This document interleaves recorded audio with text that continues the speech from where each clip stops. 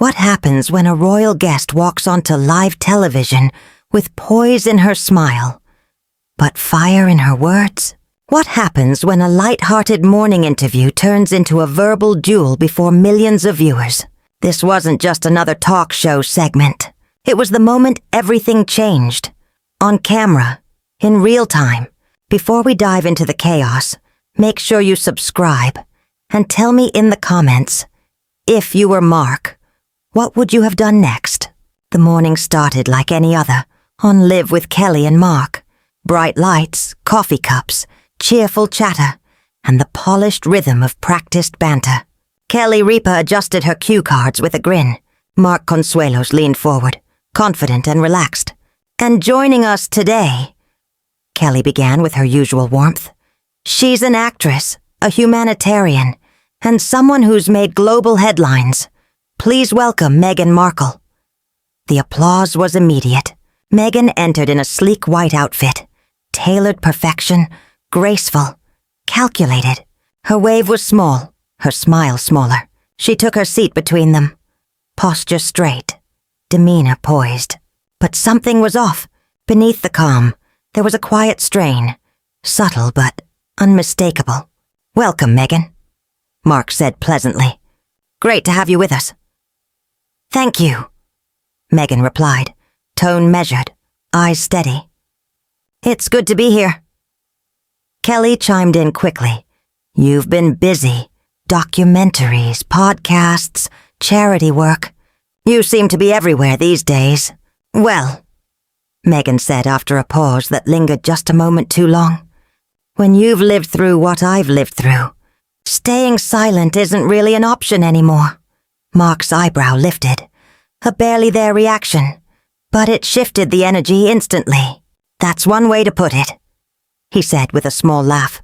And that, right there, was the first crack. Meghan turned toward him, smile tight.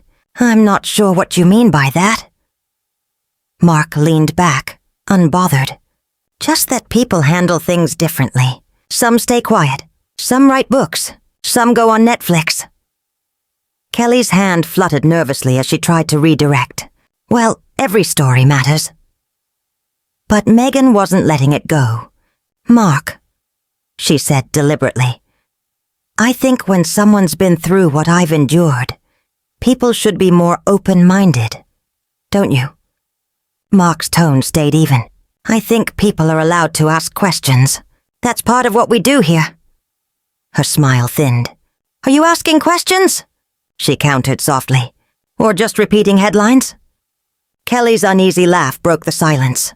All right, let's bring it back for a second. But Mark didn't look away. I'm asking, he said evenly, why you think the world owes you something every time you sit down for an interview. The air in the studio changed. The audience froze. That's not what I said, Meghan replied, her voice calm but cold. No, Mark said, but it's how it sounds. Kelly tried to steer the ship. Let's pivot. Tell us about your children's foundation. But Meghan's gaze never left Mark. Do you really think this is about entitlement? She asked. Or is it that I don't act the way you expect me to? I don't expect anything, Mark replied smoothly. But I also don't expect guests to walk in here acting like they're above criticism. And I don't expect daytime hosts, Meghan shot back, to act like gatekeepers of public opinion. Kelly leaned forward, voice tight. Guys, please, let's keep this civil. But civility had already left the room. Meghan's posture was rigid, her jaw tense. Mark's friendly charm had hardened into quiet defiance. You can't be both victim and brand ambassador, Mark said, tone sharp but calm. And you can't be both journalist and actor, Meghan countered without missing a beat. Kelly exhaled. Okay, we're going to take a quick break. Stay with us. But the cameras kept rolling. The mics were still hot. You know, Meghan said, turning to Mark, her voice lower now. Men like you always want women to stay quiet, until you need us to make your narrative more appealing. Mark didn't blink. I don't need anyone to decorate anything, he said coolly. But I think it's fair to say, people have heard a lot from you. Maybe they're just tired of the same story told 10 different ways. Meghan leaned forward, eyes flashing. I'm not here to make you comfortable. I came here to talk about progress, about purpose. But clearly, you only wanted a headline. Mark met her stare. What I wanted, he said quietly, was a real conversation. What you created was a performance. And in that moment, the studio went silent again. No applause, no cue cards. Just two public figures locked in a televised standoff that would soon become one of the most talked about moments in modern daytime television. The confrontation hung in the air, sharp, electric, unresolved.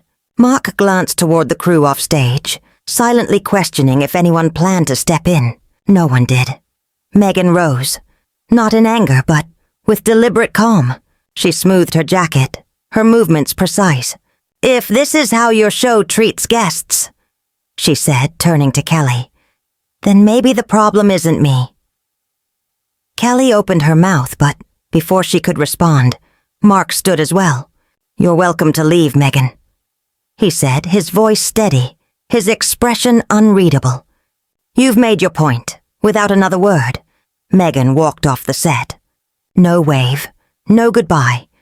Just the sound of her heels fading behind the curtain, and a silence so heavy, it filled the studio.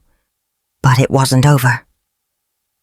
As the curtain fell behind her, the audience shifted uneasily. A murmur rippled through the crowd, unsure whether to applaud or sit frozen. The polished illusion of morning television trembled, alive with something raw and unplanned. Mark remained standing, hands pressed against the table. His eyes stayed fixed on the spot where Meghan had exited. Kelly leaned in, her voice soft. You could have let it go. I asked a question, he said quietly. That's what we do here. Kelly shook her head. No, you poked.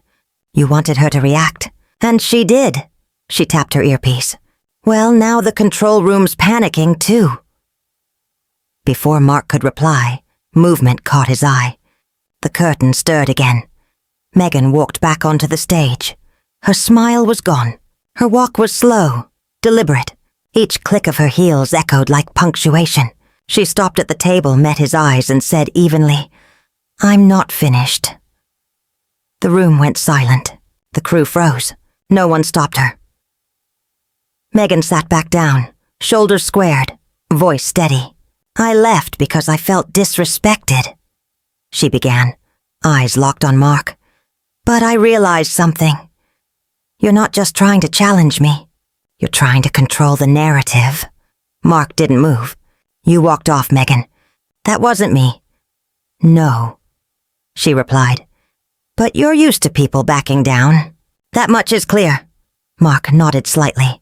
So let's talk then. You say you want to change the narrative, but every time you do, it sounds like the same monologue, just with better lighting. The words hung in the air. Kelly tried to step in. Let's not turn this into a sparring match, okay? Meghan, maybe tell us about your foundation. But Meghan lifted a hand, eyes never leaving Mark. This isn't a sparring match, she said. It's a power play, and you've been playing it since the moment I walked out here. Mark exhaled, slow and controlled. You think asking hard questions is a power play? No, Meghan said. I think dismissing people with a smile is. You disguise control as charm, he leaned forward. You mean like calling out hypocrisy?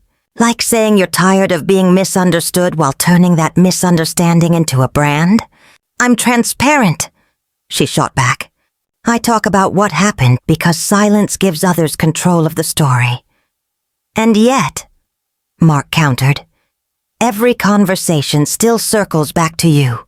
Not the work, not the charity, you. Always the struggle, always the burden. Wrapped in grace, but always about you.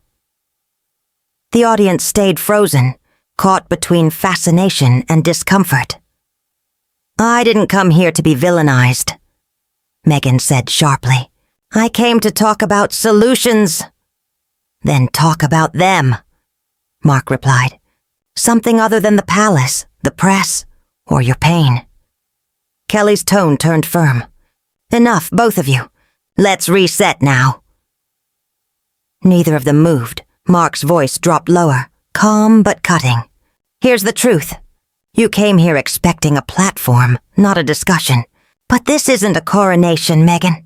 It's live television, and people can see through performance. Meghan held his stare. And what do you call what you do, Mark? This illusion of fairness you hide behind? You don't care about truth. You care about control. And when you lose it, you push. You provoke.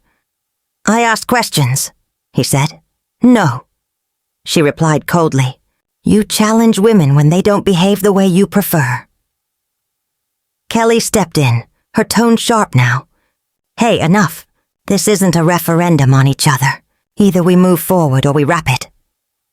Mark looked away for the first time, brushing a hand over his jaw. The tension felt ready to snap. Meghan leaned forward, her voice low but clear. You think I'm difficult? You're not the first to say it. But difficult is just what people call women who refuse to shrink, who won't soften their edges to make others comfortable. I don't care about comfort, Mark said quietly. I care about consistency, Meghan smiled faintly. No, she said. You care about control? Mark glanced toward the producers again, but this time, no one moved. No hand signals, no countdown, no cut to commercial. Everyone wanted to see how it ended. Let me be clear, Meghan said, her tone calm but edged with steel. This isn't about me trying to win. It's about refusing to be boxed in. You don't get to write the story and then label me ungrateful because I won't play my part. Mark leaned back in his chair, eyes steady. You know, he said slowly, I've interviewed politicians, CEOs, athletes in crisis, but I've never seen someone come in so rehearsed and so reactive at the same time. That's because I've had to be. Meghan shot back. You want me to be vulnerable, but only if it fits your script. You want strength, but not if it threatens you. You want likability, but not authority. I've lived inside that contradiction for too long. Mark's voice stayed cool. And you've built a career out of it. Kelly stood abruptly. Okay, that's enough. I'm calling it.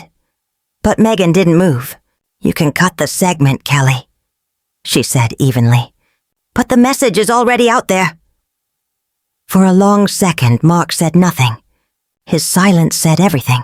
The audience didn't breathe. No one knew if they were watching television or history. Kelly hovered near the edge of the set, looking toward the crew for a signal. The red light on the camera stayed on. No cue, no break. The control room had frozen. Finally, Kelly sat back down. Mark still hadn't looked away from Meghan. She was calm now. Too calm. The kind of composure that comes after the storm. Not peace, but precision. Kelly spoke quietly. Do you want to keep going? Meghan's eyes didn't waver. I never stopped. Mark exhaled, then finally turned slightly toward her. You said people don't like women who won't shrink, he said. Fair. But you came here acting like you've got nothing left to prove, and everything about this moment says otherwise. Meghan let the silence stretch before answering. You mistake self-respect for defensiveness. Mark gave a faint shrug. I see the line, he said. But I think you crossed it about 15 minutes ago. A few people in the audience chuckled nervously. Meghan heard it. She didn't flinch. You enjoy that, don't you? She asked, getting the last word. That smirk when someone pushes back. It's not a smirk, Mark replied. It's disbelief. Disbelief that you think disagreement is always an attack. Kelly leaned forward, trying again. This isn't what the interview was supposed to be. But it's what people are talking about, Meghan said sharply. Every time I speak, someone like him, she nodded toward Mark, wants to dissect the tone, the timing, the motive. Never the message. Mark's response came quiet but firm. Because the message is always wrapped in defense. You don't offer ideas, Meghan. You offer grievances. Her eyes narrowed. And you offer what? Accountability? She leaned closer. You sit behind a desk 5 days a week and call it journalism. You think asking polite questions makes you a truth teller? I think, Mark said carefully, when someone builds their public image around trauma, they should be ready to face questions without calling it sabotage. The air shifted. Every word now carried weight, each one riskier than the last. Meghan's tone softened, but it was sharper than ever. You know what your problem is, Mark? You need control. Of the set, of the story, of the tone. You call it composure, but it's fear. You're scared of what happens when a woman doesn't let you steer. I'm not scared, he said quietly. No? She pressed. Then why are you still arguing like this is a competition? Mark didn't respond right away. His jaw tightened. I respond, he said finally. When someone walks in making everything about themselves, when they show up saying, look at me, look at how I reflect your injustice, your ignorance, your failure. It's exhausting, Meghan. And yet, she said softly, you're still talking. Kelly tried once more, her voice fragile. This was never meant to be personal. But it is, Meghan said. It always is. You invite me here, then expect me to shrink into a soundbite that fits your comfort zone. That's personal. No one demanded that, Mark said. We asked questions. You didn't like the tone. You didn't ask, she said. You challenged. You framed. You came ready to fit me into the story you'd already written. Mark sat back, arms folded now. Maybe because you never let the story be about anything else. And maybe, Meghan said, her voice lowering, you've been so focused on finding hypocrisy, you've forgotten to look for humanity. That line landed like a quiet explosion, not with the crew, not with Kelly, but with the audience, because for the first time they started to clap. The audience began to murmur, a low, uncertain sound, not applause, not disapproval, just a ripple of something uneasy. Kelly looked between them, her voice soft but firm, as she tried to steer the chaos back into structure. Meghan, if you could just take 1 minute to explain the mission of your foundation, where people can learn more. We can close on something meaningful. Meghan finally broke, her gaze from Mark. The mission is simple, she said. To protect the young voices that don't have a seat at any table. The ones without platforms, without safety nets, who can't just walk away when they're misunderstood. The ones who don't get invited back. Kelly nodded quickly. And how can people support that work? Before Meghan could answer, Mark cut in. His voice was even, but his timing deliberate. Before we end this, I have one more question. Kelly hesitated but didn't stop him. Mark turned toward Meghan again. Do you think people are still listening to you because they care?